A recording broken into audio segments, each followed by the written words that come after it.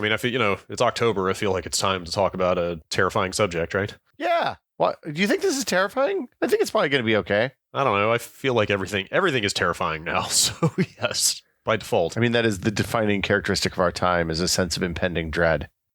I mean, I don't know. I'm like half optimistic. I kind of think that maybe this might be good for us. Maybe we shouldn't be in charge of ourselves.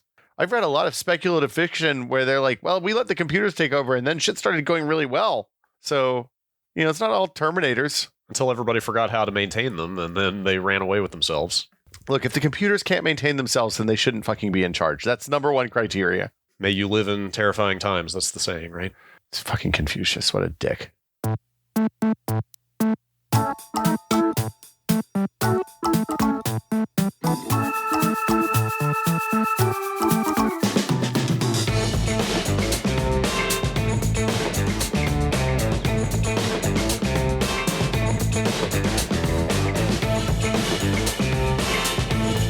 Hey, Brad. Hello. Good morning. We made a tech pod. This is the 7th episode. This is a monument to our technical expertise. We have a week worth of podcasts now. If you start on Sunday, you can finish on Saturday. We're done. This whole run is complete. Just put them on loop 24/7. This is Brad and Will made a tech pod. We talk about one topic every week and then sometimes some emails and maybe other things. Yeah. This week's topic is the singularity. Oh my God. This is terrifying. No. Look, man, everybody thinks this is terrifying, but it's not. It doesn't mean dun dun dun dun dun dun dun dun, and then a bunch of walking on skulls. Although, I heard something really interesting yesterday. Yeah. Did you know that the theme for the Terminator was it has that weird cadence because the guy who made it was an improv guy, and he set up the synthesizer wrong that did the beat for the dun dun dun dun dun. Wait, is that really why? Unintentional. Oh my God, I had no idea. Yeah, it's got some insane time signature. It's like, what is it? It's like 1514 or something like that. He literally started playing, like banging pots and stuff together to make the music sound, the clanging metal sounds. And by the time he had finished recording it, he didn't do notation and stuff. And apparently the people who got it listened to it and were like, what the hell is this? Oh, wow, but it really works because it's like the combination of analog and digital, like working together and not working together. I don't know. I thought it was... He shouldn't have told that story because I thought it was an intentional stroke of genius that he made it sound like this kind of like thudding mechanical assembly line industrial kind of sound. Well, I mean, that part was intentional for sure. But like the weird cadence is the accidental. Like I love it when I hear stories like that because it's just like, hey, man, that's art, right? It is. Anyway. It happens. The singularity. Art is not a thing you do. Art is a thing that happens to you. Yeah, okay. Artist's intent. Straight to hell. Go straight to hell, artist's intent.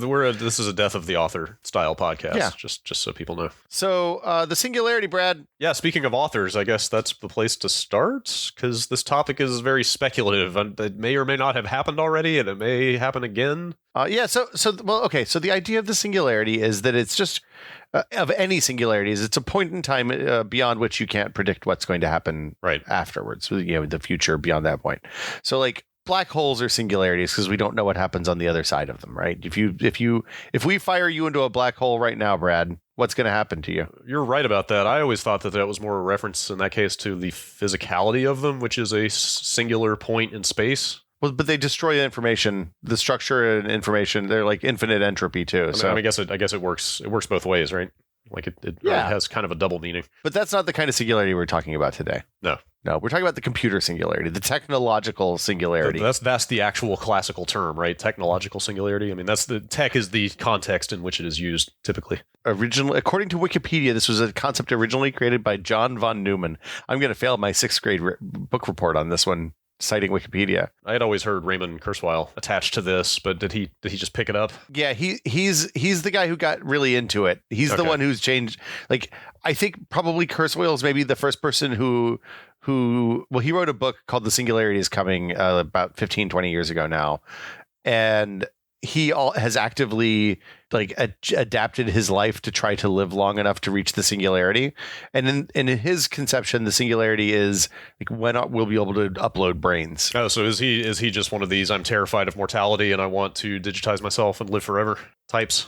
Aren't we all really at the end of the day? I mean, I guess. I don't Would know. you upload yourself? Is that really you in there, or is that just a copy? Look, man, is when I go through an elevator, is that me on the other side? I don't know. What about every time you go to sleep?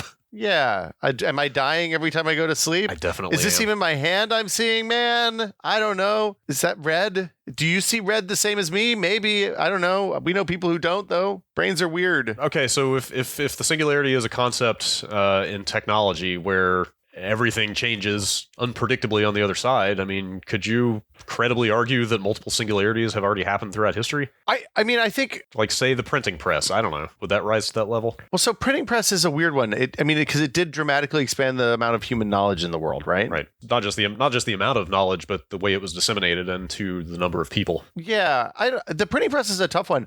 I think you could argue that like the rise of the modern smartphone has maybe created a couple of singularities, right? Definitely. I think we're absolutely in that territory in the last like 20, 25 years, but I'm trying to like broaden our conception of what this term may actually mean. What was the first You one? know, like maybe the printing press, like maybe I don't know, the steam engine or something around the Industrial Revolution. I don't know. Before those events occurred, like I don't think you really could have foreseen what the world would look like after, right? Man, that's a really good question. Yeah, like the invention of the steam engine and the Industrial Revolution created like cheap goods and services. Right. So like it created a commodification of goods and services. It also created like a level and a type of pollution that probably nobody saw coming. Yeah, like could you predict global warming from the first steam engine? No, absolutely not. And you know, it probably created a level of wealth inequality that was previously unforeseen, right? I mean, obviously you had monarchies and divine right of kings and conquerors and stuff, but like I think the ability of industry to concentrate wealth in individuals was exponentially greater than anything before that, right? Yeah, I mean, I think so. This is just off the top of the head. I'm not an expert here, but No, but I mean, so in that context, can like the invention of antibiotics, is that a singularity too? That's a good question. Because it dramatically changed lifespans. It did, yeah. Which increased population, which had all sorts of other unintended side effects. That's totally, yeah. I saw a breakdown, like an infographic kind of thing of not just life expectancy and mortality rates from the beginning of the 20th century, but also like a breakdown by cause of death. And not only did way more people die back then, but also the majority of them were of what we now consider like easily curable diseases, you know, infections and stuff like that. Like the consumption has to be high on that list, right? Yeah, probably. I'm sure. Yes, I'm sure that was Brad, I've got the consumption. significant. We're not doing voices on this podcast. But in the modern context, I mean, I think you could argue that the smartphone and maybe even the addition of like the moment that everybody started carrying cameras around in their pocket have both been singularities in that sense. But I think when we talk about the modern technological Kurzweilian Werner Vinge singularity, we're talking about the moment at which like there's more brain power in computers than in brains. Yeah. It's something more outlandish than we've seen yet, right? Well, kind of. I mean, I don't know. But just to go chronologically, I guess, just to work up to the future.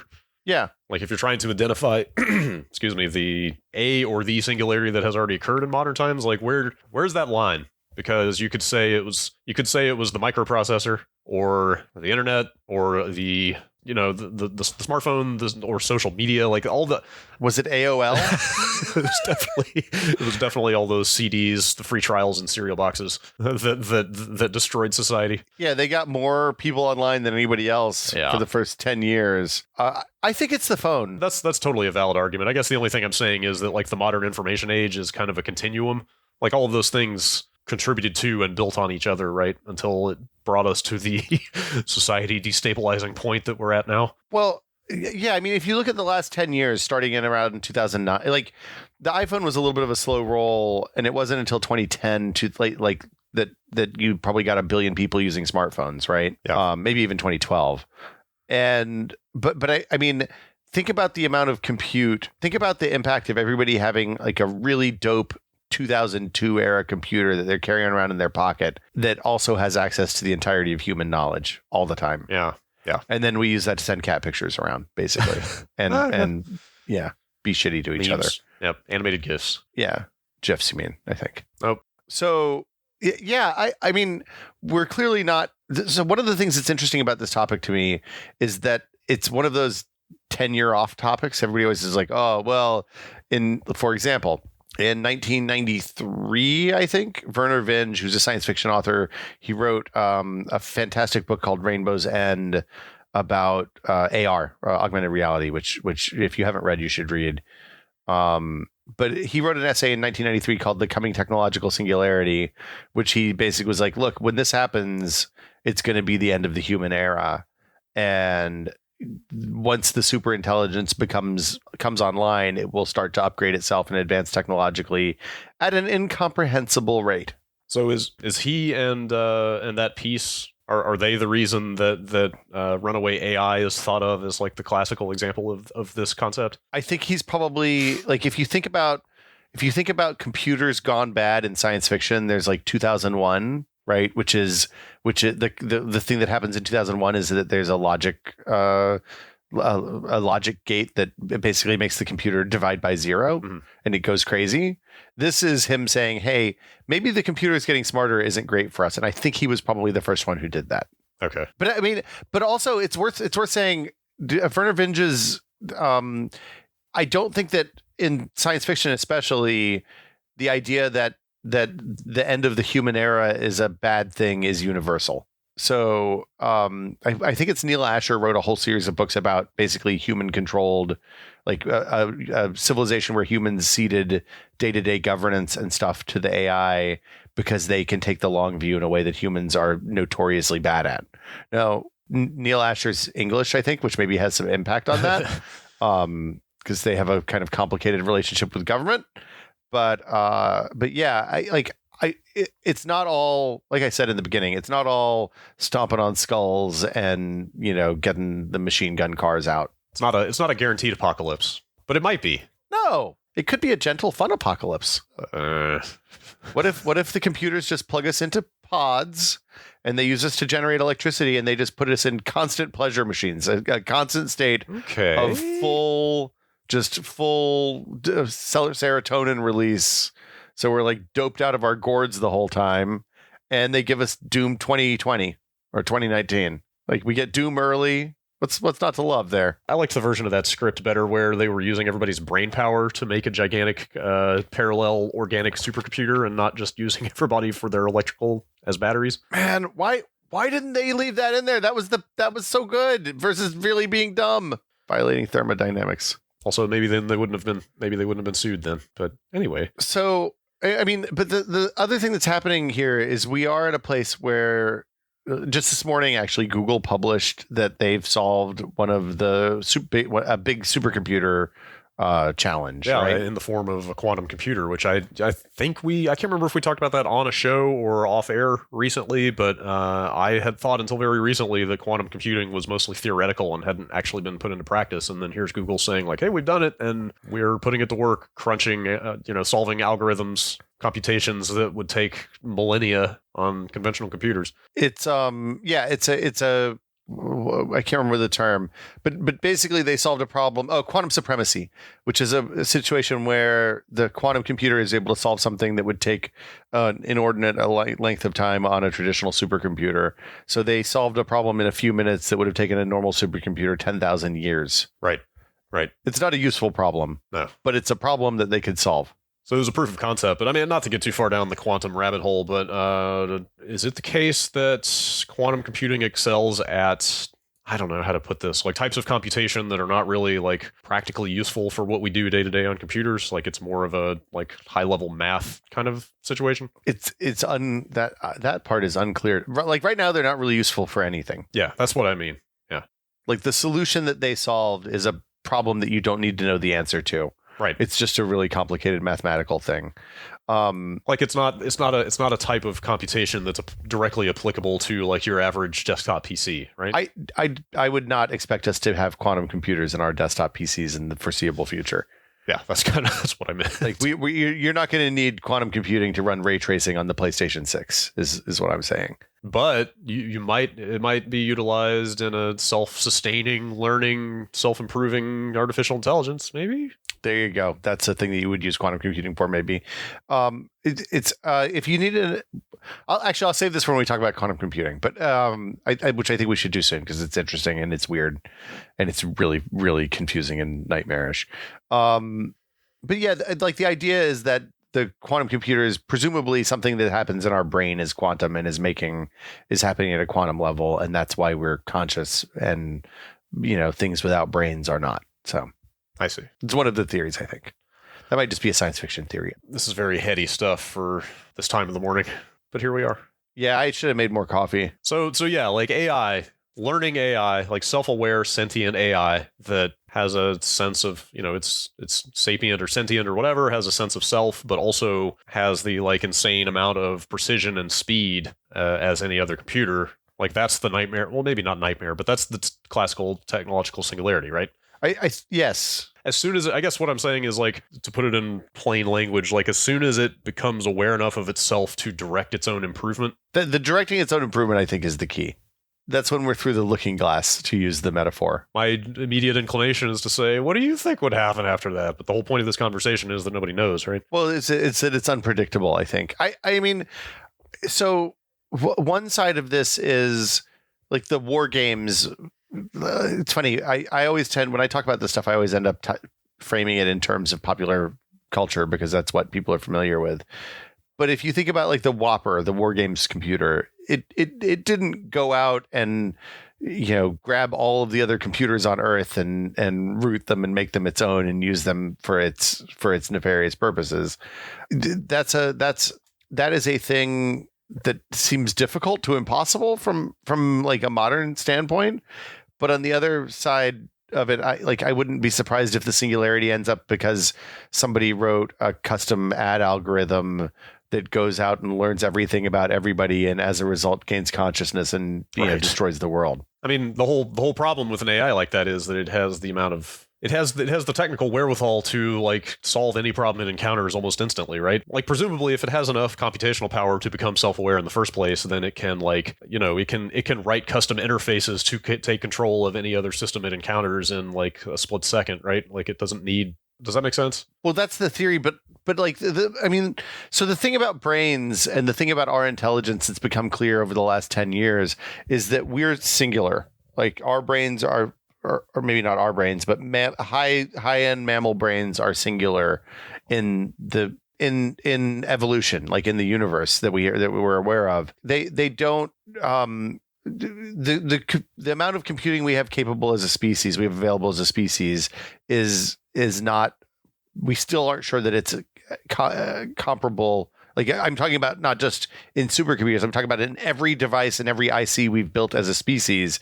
We're not sure that it's equivalent to like one human brain. Oh, wow. Or even a dolphin or a monkey brain. Yeah. Right. Because it turns out we're building abacuses. And on the other hand, there's this and we're trying to turn a bazillion abaci into one big thinking thing, whereas the thing with a few trillion neurons in our melons, it turns out is just as good as all of the abaci we've built as a species. So there's no direct correspondence between a neuron and a transistor, is what you're saying? Yeah, no, because neurons are multi-point. Like transistors are point to point. It's on off. Signal goes in, it's either a 1 or a 0. Neurons, like honestly, there's so little we understand about how the brain works on the day to day that like there's still questions about what the role of neurotransmitters are and whether the electricity is the thinking, the neurotransmitters are the thinking, the hormones, like what all is happening inside your brain. We don't know. From what I know, neural pathways are like created all the time, right? Based on behavior and experience and so forth. And it's not like a computer can sit there and create new silicon pathways in its hardware and so forth. Well, so I'm almost done with Neil Stephenson's new book, The Fall, or The Dodge in Hell, I think is what it's called. And it's basically it's the story of uploading people and what happens and how a brain would make sense of just being in a computer. He doesn't take, as Neil Stephenson is wont to do, he does not take the simplified, Jeff Bridges got sucked into the computer and now he's in Tron approach. He starts with literally the first person being uploading having to recreate a world that their brain can make sense of. Right. Because, at the end of the day, our brains are just a collection of senses and a processing engine to turn those senses into concepts and thoughts. And and it's a fascinating read. If you like, I highly recommend it. I was just going to say it's like so Neil Stephenson for you to sit here and be able to articulate this abstract concept that the book is about, but not fully remember what the title is. That's well, look, that is very Neil Stephenson. Like basically the mind, like the human mind, the consciousness is such an exotic and mystical concept that it's hard for me to imagine how that could be directly translated into something as rigid as software. No, I was just gonna say, but like we're literally at the dawn of a new era of computing. Like the quantum computers work. I mean, there's some. Just to be clear, there is some question from other companies making quantum computers whether Google's result is valid or not. We'll see. That'll work itself out in the court of public opinion. But there hasn't been a major change in how computing works in 40 years at this point. I mean, we've been on a basically through line from the 8086 on up to, your i9 9900K and GPU, and we're all using the same underlying technology. The way the quantum computer, like literally the same lingering instruction set, right? Still hanging around in there. Yeah, you can run code that ran on a computer that I would have bought when I was 8 years old on a computer that runs today. And this is a completely new thing, right? So who knows what the other side of this looks like, and if we get, if the growth rate for quantum computers is even close to similar as it was for silicon based computers, who knows where we'll be in 10 years. So you hear, I don't know if this is much of a digression, but you hear a ton about like neural nets and learning algorithms and that kind of computing these days. Mm-hmm. Like, does that have any direct correspondence to the type of stuff we're talking about? Like, I have a vague kind of intuitive understanding of what that stuff is just from kind of the way it's described, that I assume it's like the type of algorithm that can like intelligently examine what it's doing and self-improve to some degree. But does that have any relation to the topic at hand? So the self-improvement is complicated. Usually when we talk about machine learning or AI now, what we're talking about is just fancy pattern recognition.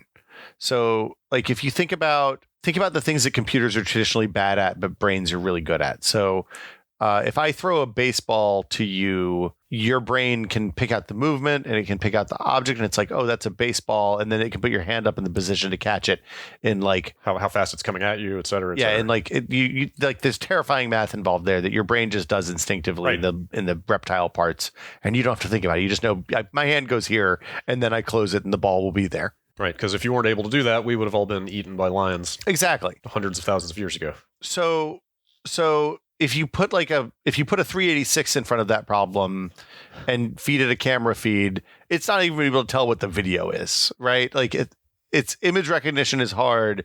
So when we have computers do stuff like that, we use more simplified inputs than like straight vision, RGB vision. We use sonar or radar or like a motion detector or something like that. And then the robot hand goes up and simple signals that a computer is able to easily process. Yeah. So the machine learning stuff we have now is just better at pattern recognition and signal processing than the other stuff. And while the algorithms, the reason they get better is they can improve themselves at that particular task, we haven't built general purpose pattern recognition algorithms. So like if you build, for example, what's that Amazon thing that takes a picture of you? It's a Echo, and it also has a camera, and you put it in your closet and it'll tell you if your outfit looks good because it has a camera. It's the Amazon Show or something. I don't know if I trust Amazon's opinion on that, but well, look, don't trust the computer. But the it's not like it has one universal input system, and it's like, well, okay, my algorithm understands both human language and what fashion is currently doing. It has multiple things running at the same time. It's just two systems talking to each other. Okay, so what I'm getting from this is it sounds like facial recognition is maybe the kind of prototypical example of machine learning, but it's just training a dumb algorithm on the general parameters of what a face looks like. Well, and it's funny because that's one that we've been able to do for a long time because faces have shading and stuff. So you can take like a black and white image of a face and you can see dark patches where the eyes are and light patches where the nose is and a dark patch where the mouth is. And like your point and shoot camera from 2005 was able to do was able to figure out where faces were in the picture and focus accordingly. Now we're getting to the point where you can track it in real time and apply like graphics, like 3D models that like rigged to the facial points of articulation and have that move around in real time. I do that for work. Oh, sure. We have an algorithm that does face tracking for mapping for when we don't have access. We can do that with a 2D camera instead of having to use a depth camera or something. Basically, machine learning is just starting to get our feet wet, replicating the dumb lizard brain part of the human mind. Kind of, maybe. So what you're saying is that the term machine learning is perhaps a bit self-important and overblown. Remember when people used to complain about cloud computing being a dumb dumb phrase because the computers you're just talking about servers. Okay, it's that. Yeah, it's just a server. Machine learning is just AI in the current context is just, hey, this is a way for people to understand really complicated pattern recognition. Are you saying that Silicon Valley came up with a self-important and fanciful term for a very mundane technology? Well, I mean, I don't want to undersell this. It's a hugely beneficial technology and also a hugely detrimental technology if used improperly. I'm not saying it's meaningless or useless. It's just that it doesn't sound like it necessarily does as much as the name would imply. It is the very first step on the road that the name implies. Okay, that makes sense. All right. So that's. Yeah. I mean, I was going to say, I think it's the difference between pattern recognition and being able to recognize that you are you and knowing that you are you, right? Sure. So I know that you are Brad Shoemaker. I'll take your word for it. I know that you're a person. I knew that you grew up in North Carolina. I know that you play video games, and I know that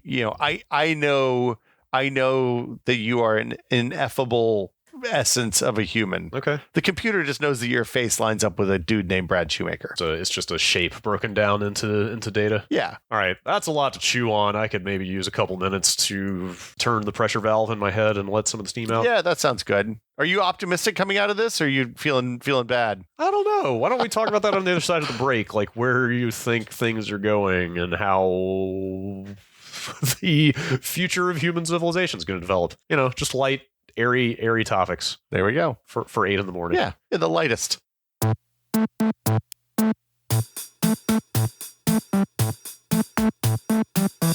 Hey, we're back. Hi, Will. After careful consideration and releasing a fair amount of steam, I'm feeling, let's say, ambivalent at best about where things are going. I think that's kind of the right. I honestly think that's the right response. Like, realistically, is this a thing we're going to see in our lifetime? When Werner Vinge wrote the thing in 1993 that was the kind of kickoff for all this, I think he gave a window of 2005 to he would be surprised if it occurred before 2005 or after 2030.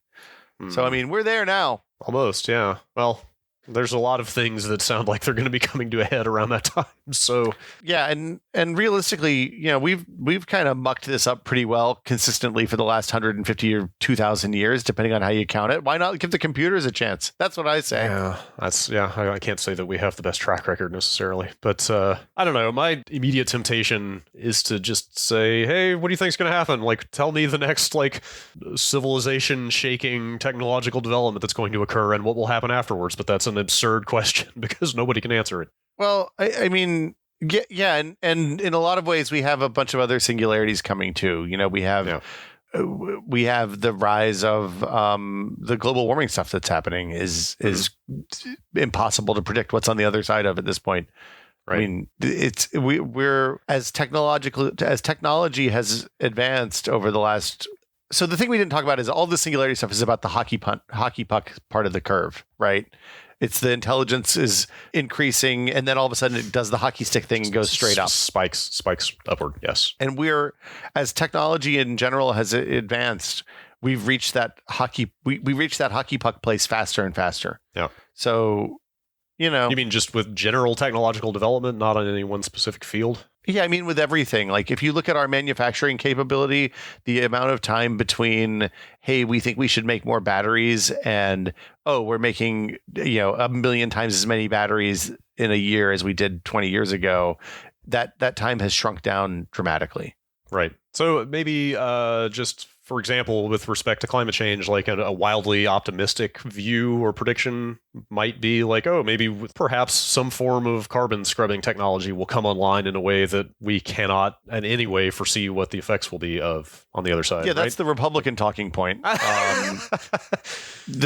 My feeling on the climate change is that once the methane and the permafrost of the tundra melts, we have a real big problem. But, what do I know? I thought some of those theories had been debunked, but then again, I don't know who it is that's doing the debunking, so what can you trust? Information is dead. Knowledge is dead. Look, when the salinity of the North Atlantic gets to the Gulf Stream stops flowing in the direction it's flown for the entirety of human civilization, there are multiple singularities in the climate change world. It's great. It's a great place to think about. This is a cheery topic. What else you got? Give me something else. Well, okay, so then there's this guy named Daniel Suarez who wrote a series of books about the singularity that were not of the optimistic variety. And his point was that the most dangerous weapon in the computers rise against us isn't like armored drones and robot tanks and stuff like that. He's like, it's just self-driving cars. And maybe elevators, computer-controlled elevators. Are we talking about a nefarious AI that wants to kill us and is looking for ways to do so? I'm talking about the Skynet situation. Yeah. Okay. You mean just like any just the heavy moving objects it can control to throw at people? Is that what you're saying? Yeah. The first third of his first book, and I can't remember what it's called, is basically about how the robots wipe out most of humanity. And it's mostly self-driving cars. Yeah. One self-driving car can kill easily 50, 60 people before it stops working. Oh, sure. Yeah. So, yeah, good stuff. Well, I don't know. Can we broaden this topic and try to think of like slightly cheerier examples of trends that you see culminating? Yeah. Here's a good one. Industrial farming in the 60s is a good one. Okay. We developed technology in the 60s to basically solve the hunger problem for the entire world using like applying science to farming in a way that we never had before, and farming at scale. And as a result, our food output has dramatically increased. I mean, that there were some other unintended side effects of that, but famine, in 1960, they were talking about not being able to feed 3 billion people. And we have since blown through that without having to start eating people or making Soylent, or I mean, I guess we do make Soylent, but that's all different. Sure. I feel like this raises the real problem that we are generally pretty capable of developing the means to solve civilizational problems, but we don't necessarily have the will to implement them. I think that's fair. We wait until it's an emergency rather than being kind of active beforehand. Realistically, though, I feel like, barring weird advances in quantum computers, I don't think that this isn't a thing that should keep people up at night. Yeah. Are the computers going to take us over? Yeah, we're probably okay for our lifetime. There are much more pressing problems to lose sleep over than that, I would say. Yeah. Yeah, as long as we have an axe, we can always reprogram the computer the old-fashioned way. That's what I say. So does that pretty much do it for your list of like trends you see culminating in kind of like massive forms of upheaval? Oh, they kind of all do is the thing. That's the weird thing about the future we live in. Everything culminates in a place where you can't predict what's going to look. The Oreo selection of the consumer product diversity is approaching a singularity. I have no idea what flavor Oreo is coming next. Like, is it going to be like they had Pop Rocks in Oreos? They have no thanks. They have Sriracha Oreos probably now. I don't know.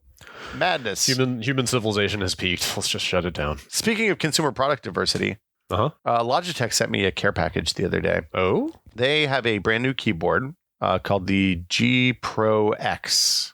Is this a hands-on report? This is a hands-on report. This is our first hands-on report. Hands-on in the most literal sense. Fingers on. Yeah, I've been typing on it. So they did something that I didn't think was possible, but they as a large scale, it's a 10 keyless keyboard, which means it doesn't have the numpad, which I like because then this is a great chance for me to get up on my soapbox about wanting a numpad. Oh no. People don't use the numpad? Look, when I'm typing, when I'm writing, or I'm playing games, I want my mouse hand and my ASDF hand as close together as possible so I don't have wrist problems. Oh, because if they spread out too far, it messes with your wrist.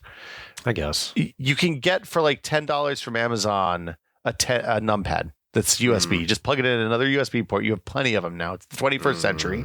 And when I need to do spreadsheet shit at tax time every year, I get out the numpad and I bap, and I'm good. I mean, I use my numpad to enter my PIN on my computer every time I sit down. It's like using a phone.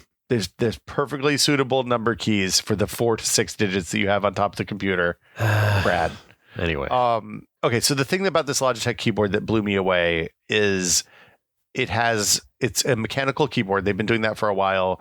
They used to use these Romer G switches that they designed themselves that are kind of okay, but not great. Just to clarify, I assume this is the case, but the switch in a mechanical keyboard is just the action underneath the key, right? The literal mechanical part of the key. Okay. Yeah, it's the thing. So, because I see people talk about switches in their keyboards constantly to the extent that they know what they're called, and that seems like a level of obsessiveness that's kind of nuts. But Brad, go ahead. I'm about to open a whole new world for you. I mean, I've been using the same Apple aluminum keyboard for the last 10 years or more, like just so people know. So that's a membrane keyboard. That is a keyboard with a piece of it feels squishy. Plastic underneath it. That one might have little switches. I can't remember. But the upshot is it presses down, it pushes a piece of plastic into a contact on a circuit board, and that's how the key is pressed. Right. With a mechanical keyboard, there's a physical switch under the keycap that, like, when you push it down, it makes contact with like it pushes two contacts into each other, and then when you release it, it comes off. And the mechanics of those switches can determine like how much pressure you have to push on the key to make it depress, where the actuation point is, whether it's like right at the top where you can just barely rest your finger on the button, or you have to press all the way down and hit all the way to the bottom to get it to press, whether it clicks, whether there's a tactile bump when the key press happens, or whether it's just a smooth linear action all the way down. So is feel the reason that people typically prefer mechanicals? It's why I like them better. I like it turns out for me, for my wrist stuff, having a little bit more resistance against the key is better than having no resistance. Okay. Because it means I type less hard. I type the amount of hard that I need to versus just pounding the keys like a ham-fisted tyro. And yeah, that's it. So this Logitech keyboard, the G Pro X, which they sent me for promotional purposes, they didn't pay us to talk about this, is basically it has removable switches. So they have a little puller and you can pop the keycaps off. It uses Cherry MX keycaps, which is a pretty standard keycap type. So you can get like, do you know about the keycap scene, Brad? As I've certainly heard the term Cherry MX before, but is that the shape of the keycap? Is Cherry a brand? Like what are we talking about? Yeah, it's like a brand. It has a little plus on the top, and you basically the switch has a plus on the top, and the keycap has a plus hole in it, and you push the keycap into the plus, and then. But the upshot is because the keycaps are standard, there are bazillions of people that make keycaps, and like you can get keycaps that look like a rainbow. You can get them that are a gradient from the top left to the bottom right. Okay, it's like largely an aesthetic thing.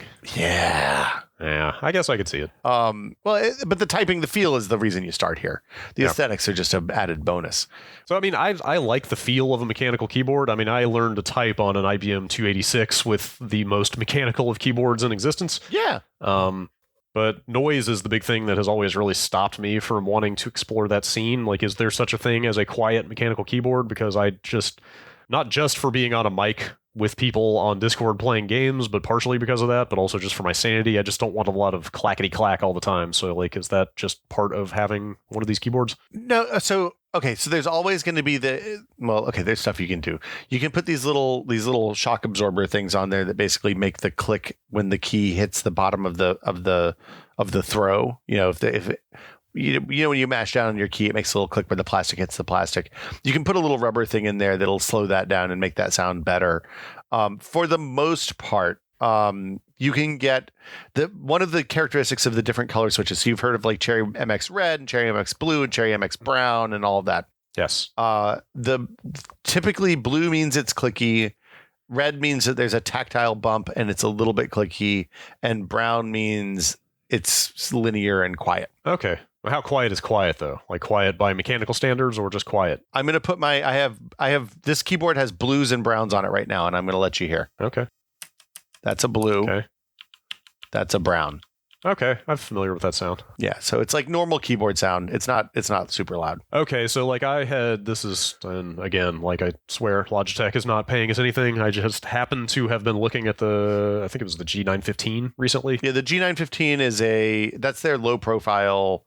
It's like low profile mechanical keys, so they don't have quite as long a throw as a normal mechanical. Okay, keyboard. well, so like looking at it I was looking at it on Amazon recently, and they let you select when you buy it between what they describe as clicky, linear, and tactile. Or are those just other terms for the reds, blues, and browns that you're talking about? So I think when they had that one, they didn't brand them as red, blue, and brown, but red, blue, and brown is what everybody is kind of the standard, because Cherry MX was the first one who was selling lots of mechanical keyboard switches. I see. Okay, that makes sense. I was going to say the thing that makes this special is it's the first mass market keyboard I've seen that has removable switches. Okay, Like this is like Corsair and Steel Case, Steel Series, and a bunch of other companies that make like PC peripherals have been doing this for a while. Cooler Master, but they're selling thousands and maybe tens of thousands of keyboards, I think, on the outside.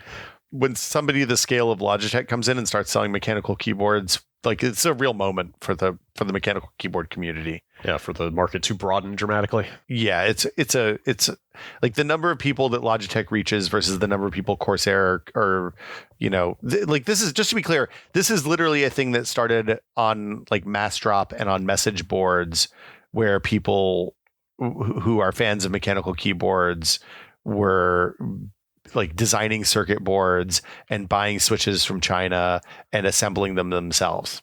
As grassroots as you can get. Yeah, and now Logitech does it, which is like, it's one of those things. It's a singularity for the hobby.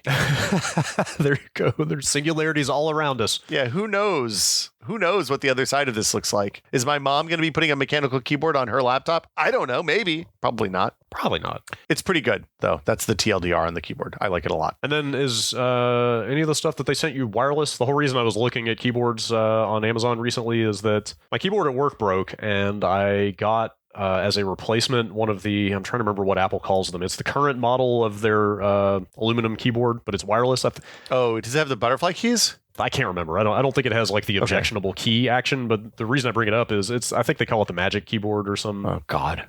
Gross. Typically Apple nonsense, but the point is it's wireless, and like I had always been pretty skittish about getting wireless input devices because I just didn't want any latency, but this thing has got a huge battery in it. It's rechargeable, and it seems to work just as well as a wired keyboard, so maybe start thinking about looking into getting some wireless stuff for home, but I don't know if that stuff's good yet. So I have one of their G Pro mice, which is it uses their Lightspeed wireless thing. The white, it's lower latency, higher update rate, but it uses a lot more battery than say Bluetooth or one of the old 2.4 dedicated dongles. It comes with its own dongle. It's not standard Bluetooth or anything. Okay. Well, so it can do standard Bluetooth or it can do Lightspeed. You kind of switch back and forth depending on which device it's connected to. I see. So if you want to pair it with your Mac, then you can, or if you want to pair it with a Steam Link, you can, or you can plug the Lightspeed dongle in and it shows up as just a normal mouse to the OS. And then can you just use one dongle if you get multiple devices that use that standard? So you use a different dongle for each device. Ah, okay. Which I assume is a limitation of the Lightspeed tech, but they provide like an extender thing that lets you plug a micro USB into the dongle, so you can put the dongle on your desktop. Like my dongles are on. I'm uncomfortable talking about my dongles. We're all friends here. My dongles are on my desktop, like underneath my monitor, so they're kind of out of the way, but close, so that there's no line of sight issues. The G Pro is a wired keyboard, though. It's old school. I see. The G Pro and G Pro X. Okay. I've just gotten, I mean, you've seen my desk. Like, I've gotten really into very minimal sort of desktop layout. It's very clean. Yeah, like I've just found that my anxiety tends to go down proportionate to the amount of clutter on my desk. So I've eliminated almost everything else, and now I'm just looking around at the cords going to my input devices and thinking, maybe these can go too. You shouldn't see my desk. It would make you'd have hives. I know. I've seen it. I tried. I blocked it out. I repressed the memory, but yeah, that's probably best. Yeah. Do you want to do an email? Yeah, let's read an email or three. Let's see. We have. Oh, this is. I thought this was a good one. Let's see. This person asked us not to use their handle. So I'm not going to say any names, but they say, my workplace is remote. On a good day, we get 0.02 of a megabit per second down, and 5 megabits per second up of internet. I'm not kidding. It is not a laughing matter when the internet is being used frequently in the morning. It is so slow that speedtest.net won't even load. So then they talk a lot about the phone that they have, which we don't even need to get into. But they said, I've just started using tethering while I'm at work because I have unlimited data to send emails and such. Tethering doesn't work that well, and they're not sure if it's their phone or their carrier or what. And they were like, what's the best option for tethering in 2019 if cost isn't an issue? Is it Google Fi because it uses multiple networks? Or is this a software problem rather than a hardware problem? That's it. Do you have an answer? Yeah. So the tethering, the thing that's going to gate the tethering on most phones these days is the network connection. Like which carrier you're on. If you're using the internet for work should provide internet that doesn't suck and that you can use if you need internet for work. Workers unite. Are you saying I can send my ISP bill to my company from now on? Because sold. I mean, my company pays my ISP bill, but I also send the checks, so it's a little bit different situation. You've got a little more corporate influence than I do. Who's going to yell at me? Nobody. So yeah, like the gate is which carrier gives you the best signal at work. First off, work should provide internet that doesn't suck if you need internet for work. Second, the carrier is going to be the gate, not the hardware and not the device. So any decent smartphone should be able to tether pretty efficiently then, provided the cell signal is good and everything. Yeah. I think when you get on the real low end and like the $150, $200 phones where they maybe don't have enough CPU, they're running older versions of Snapdragon, stuff like that, maybe you'll have problems.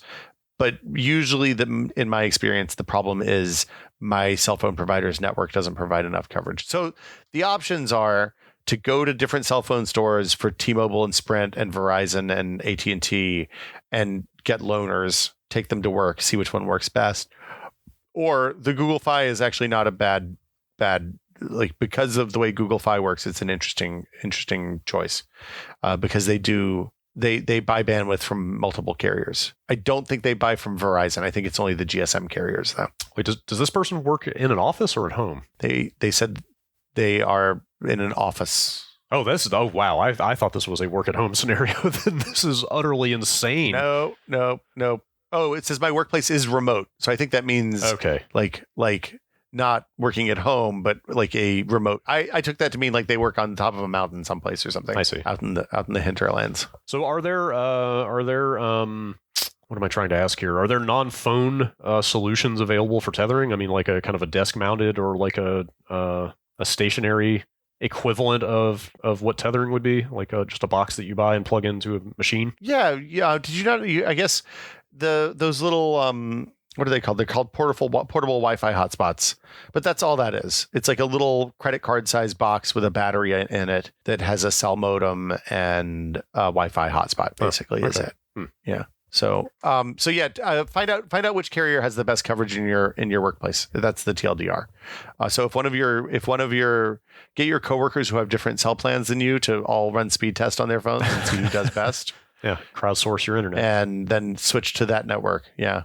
I think that's it. I mean, we have more. I would say let's get more letters. The thing we've gotten the most letters about is whether you've bought monitors yet, Brad. Oh, still using the 22s, huh? No, they're 20s. I didn't think to correct you last week. They are 20-inch. 1680 by 1050. It's an audio podcast. You can't see this, but my head is in my hands. Will's face is in his hands right now. Just buckle up for this ongoing saga. I got some good suggestions from people on Twitter of monitor models that they like. Razer just announced a high refresh IPS monitor, but it's like $600 or $700, and I'm looking to buy two. Is it 120 or 144? It's 144, but I'm looking to buy two monitors, so that's kind of not an option for pricing reasons. Yeah. A couple of people asked where you read where you go for monitor panel reviews. Like I mentioned last week, I have been looking at tfccentral.co.uk. But I've only recently started really digging into their stuff or anybody else's stuff. They seem incredibly thorough because they will dig into a specific, like they'll dig into the model that they're reviewing and look and see who makes the panel in it and list all of that information out, so you can get like very good detailed info on the innards. Oh, that's awesome. And then also the monitors subreddit seems to be obsessive about tracking all that stuff too. So okay. That subreddit is how I found out about these new panels that are on the way that hopefully will be on the market in the next couple months. There we go. I'm excited to buy some monitors. On top of these things being ancient and using a ton of electricity, they're very heavy. Yeah. And I've got them on this Echo Gear sent me this 2-arm monitor mount a while back that I've been using, and I found at a certain point that it's digging into the particle board of my desk. Like the monitors are so front heavy, it makes that assembly so front heavy that it was literally like bowing. It's tilting. Tilting forward and bowing the desk. So I went out and bought a couple of cheap pieces of steel. Oh wow. Sheet metal kind of stuff, and spray painted it and put it under there. Brad. So yeah, I'm also looking forward to lighter monitors that are maybe not going to collapse this desk that I'm using. It's time, Brad. Yeah, this is beyond past time. It's time. But I'm going to ask you every week. That's where we're at. Even when I buy new monitors, there's part of me wants to set these up in a corner somewhere, hooked up to like, I don't know, an Apple TV or something, and just let them go forever and see how long it takes them to die. Look, you could probably get 5 or 6 of those from eBay, and you can make like a little, like a Brazil Terry Gilliam like monitor statue. Ooh, with all that would be really cool. I mean, it will be 15 years in February, and I've been using them almost nonstop since then, and they're not showing any signs of slowing down. Like, what? Maybe I could set the Guinness record for longest monitor use. Nope. That's dangerous. Look, those cold cathodes are so dim now in there. They're losing juice. You're gonna have to replace them before long. Yeah, like that, I may have mentioned before that these things are totally fine when I'm only using them next to each other, but the second I open a laptop or get my iPad out or the second any other LCD appears in my field of view with these monitors, I just want to throw them out the window because they look like dingy garbage. Yeah, it's time. Yeah, they're dim. They don't have the nits. No, they're pretty short on nits. I think that's as short on nits as good a place as any to wrap this up. If you have an email, if you have a question, send it to techpod@content.town. Yeah. We would love to get your questions. We've gotten a bunch of good ones. I think they don't necessarily have to be about stuff we've talked about. That's what I wanted to say. I would love to get emails from people about things we haven't talked about. Yeah. That would be a nice way to explore some other topics. We got a bunch of great topic ideas over the last couple of weeks, so we love hearing those. But send your questions too. I think we almost have enough to do an all questions episode. So if you have weird technology questions, send them in. Yeah, that'd be fun. And as always, reviews on iTunes are hugely helpful. You can find us on Spotify, Pocket Casts, all the places that podcasts are found. Yeah, thanks for listening and for your feedback. Yeah, people really liked last week's episode, it seems like. So tell your friends. Screens, we all spend a lot of time looking at them, it turns out. It's funny that the one that we recorded first, and we're like, I don't know if we should post this one. I don't know if it's good enough. And then people are like, that's a great episode. Yeah, people love a tale of struggle and overcoming the odds. How long of buying monitors? Brad, are we still going to be talking about your monitors next year? No. In 2020, the future? We shouldn't talk about this anymore, ever. Let's end this thing now before people turn it off in disgust. Bye, everybody. See you next week. Okay, bye. Thanks.